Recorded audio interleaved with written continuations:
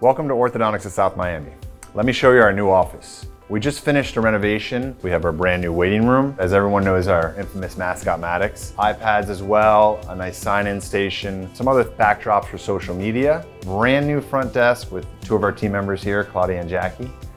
And then we move over to our treatment coordinator, Monica. She's got a very comfortable room to check in new patients, to show them their photos and help them on their smile journey. Patients will then come over to the brushing station where they'll clean up before their appointment, and then they'll make their way into the clinic. We have our waiting bench with a new mural, very Miami. It's a great thing to take pictures with.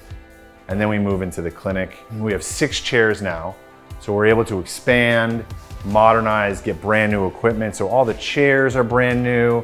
We got the 2 screens. We're able to have the pictures and x-rays and chart up at the same time. And each station has chairs in the front for the parents to sit, but lots of room to work with, a very comfortable environment, and our team members love it. They love to have the space and to have everything right where we need it. So we have way more space, everything's brand new.